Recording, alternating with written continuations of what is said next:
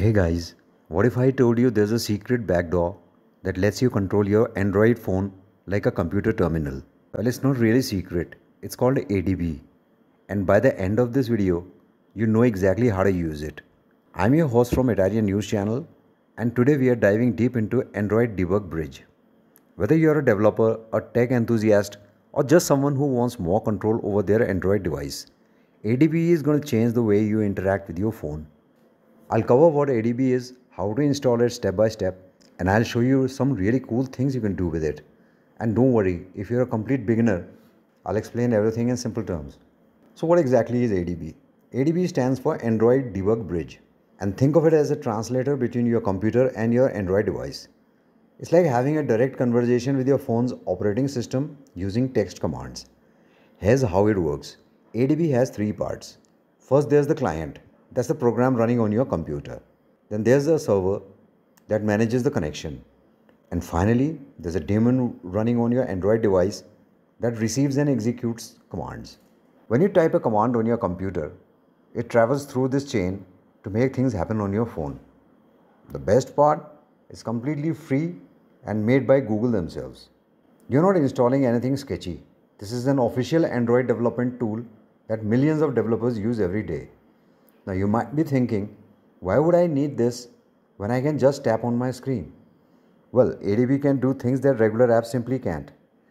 You can install apps that aren't on the Play Store, take screenshots from your computer, record your screen, control your phone remotely, debug apps, and even modify system settings that are normally hidden. It's like having admin privileges on your own device. For developers, it's essential for testing apps. For regular users, it's a powerful tool for customization and troubleshooting. And if you're into Android modding or custom ROMs, ADB is absolutely critical. Let's dive deeper into ADB's background.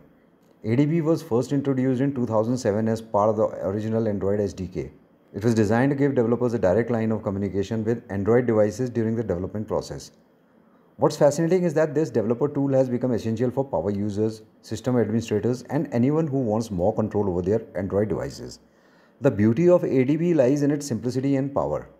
While your phone's touch interface is designed for everyday users, ADB gives you command-in-line access, similar to how you might use Terminal on Mac or Command Prompt on Windows.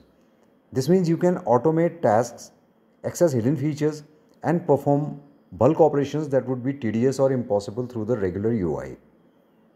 Now let's talk about how ADB actually works under the hood, because understanding this will help you troubleshoot issues and use it more effectively. The ADB architecture is actually quite elegant. When you install ADB on your computer, you're getting the client and server components. The moment you run your first ADB command, the server automatically starts and binds to port 5037 on your computer. This server then scans for devices, both physical devices connected via USB and Android emulators. Each Android device runs a daemon called adbd. That's ADB daemon. This daemon listens for connections and executes the commands you send. What's really cool is that once this connection is established, you can have multiple ADB clients talking to the same device simultaneously. So you can have Android Studio debugging an app while you're running ADB commands from the terminal. The protocol itself is quite robust. ADB handles encryption, authentication through RSA keys, and even compression for file transfers. This is why you see that RSA key dialog the first time you connect. Your computer and phone are establishing a secure, trusted connection. Now, before we dive into the fun stuff, you need to install ADB. I put together a comprehensive installation guide in the description box below that covers Windows, Mac, and Linux step by step. It includes troubleshooting tips, driver downloads, and everything you need to get started. Pause the video right now, follow that guide, and come back when you're ready. I'll wait for you. Okay, now let me give you some real-world scenarios where ADB becomes incredibly valuable. You can install debug builds directly from your development environment, view real-time logs, simulate different user interactions, and even inject test data. It's like having a direct pipeline from your code to the device. Managing a fleet of Android devices becomes much easier. You can push configuration files, install corporate apps in bulk, collect diagnostic information, and even remotely troubleshoot devices without physically handling them. remove bloatware that can't be uninstalled through normal means, create automated backup scripts, set up advanced automation workflows, and access features that manufacturers have hidden from regular users. ADB provides deep system access for analyzing app behavior, monitoring network traffic, and understanding how Android security features work. The point is, ADB isn't just for developers, it's a Swiss Army knife for anyone who wants more control over their Android experience. Now, once you have installed ADB using the guide in the description, you'll need to prepare your Android device. This is crucial. Without these steps, ADB won't work. First, we need to enable developer options. Go to Settings, then About Phone. Find Build Number and tap it 7 times. Yes, 7 times. You'll see a message saying you're now a developer. Next, go back to the main settings menu. You should now see developer options. Tap on it.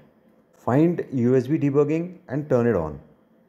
You'll see a scary warning. Just tap OK. This isn't dangerous. It's just Android making sure you know what you're doing. While you're here, I recommend also enabling Stay Awake so your screen doesn't turn off while charging. And USB debugging security settings if you see it. Time for the moment of truth. Connect your Android device to your computer with a USB cable. Make sure it's a data cable, not just a charging cable. Open Command Prompt on Windows, Terminal on Mac or Linux, and type adb devices. If everything is set up correctly, you should see your device listed. The first time you do this, your phone will show a pop-up asking if you want to allow USB debugging from this computer. Tap Always Allow from this computer and then OK. If you don't see your device, don't panic. Try a different USB cable or port. Make sure USB debugging is enabled, or try running adb kill server followed by adb start server to restart the adb daemon.